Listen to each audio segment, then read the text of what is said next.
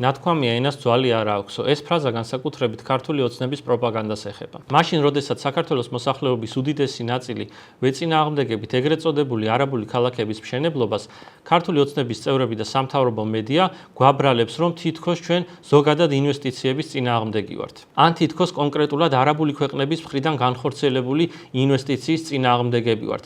და მაგალითად მოჰყავთ ის, რომ ამერიკის შეერთებულ შტატებში ხორციელდება უპრეცედენტო დაახლოებით 2 ტრილიონი დოლარის ღირებულების ინვესტიცია სწორედ არაბული ქვეყნებიდან. რეალობა კი ასე არ არის.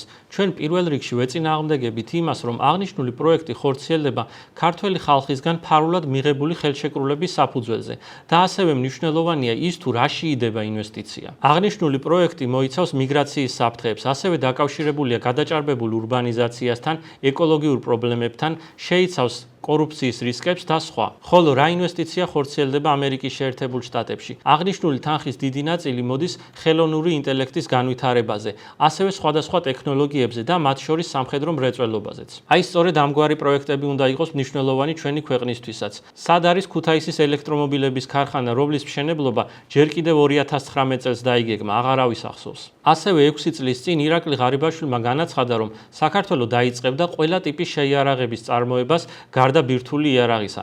და რა თქმა უნდა, ყველა სახის იარაღის წარმოება გარდა ბირთვulis მე ვფიქრობ, რომ ჩვენ ამას შევძლებთ. რა თქმა უნდა, ეს თავის დროზევე იყო პოპულისტური ფრაზა და უტოპია. მაგრამ ყველასათვის ცნობილია კომპანია დელტა.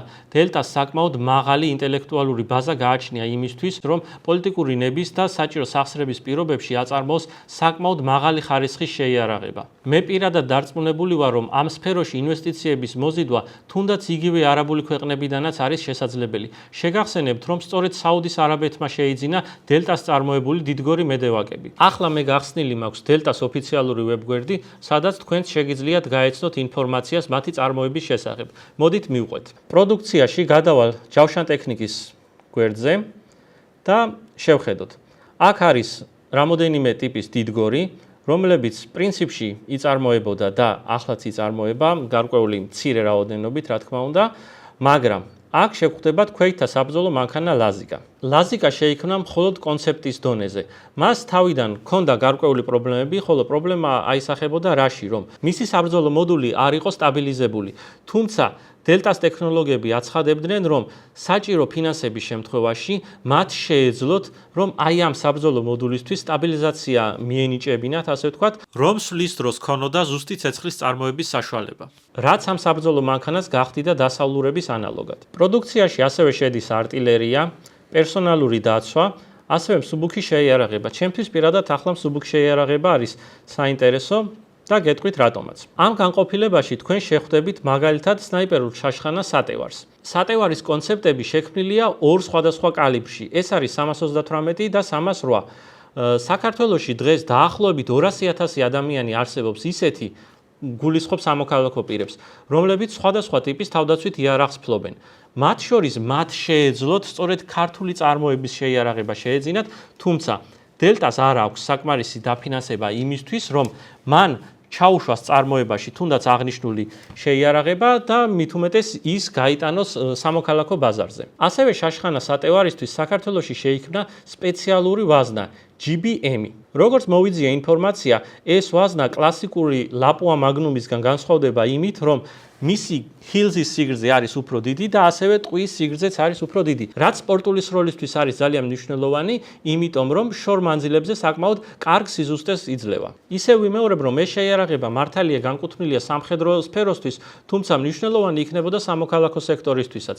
და თუკი ჩვენ დავაკვირდებით, ნელ-ნელა საქართველოში ეს სპორტი, ასე ვთქვათ, პოპულარობას იძენს და რატომაც არა, თუკი იარსებებს ქართული, შევიძენთ ქართულს. მსუბუქ შეიარაღებაში შედის, რა თქმა უნდა, 50 კალიბრის ანტიმატერიული შაშხანებიც, ასევე ეს შაშხანებიც მხოლოდ ერთეულების დონეზე არის შექმნილი და საკმაოდ მნიშვნელოვანი იქნებოდა, რომ მათი წარმოება დაიწყოს და პრინციპში ექსპორტზე შესაძლებელია მათი გატანა. ასევე დელტასა და ქართულ ებრაული საწარმო CAA-ის ურთიერთთანამშრომლობის ფარგლებში შეიქმნა ნატო სტანდარტების შესაბამისი შაშხანა M4, რომელსაც ეწოდება ჩვენ შემთხვევაში G4 და რა თქმა უნდა, ეს შეიარაღებაც დღესდღეობით არის მხოლოდ კონცეპტის დონეზე.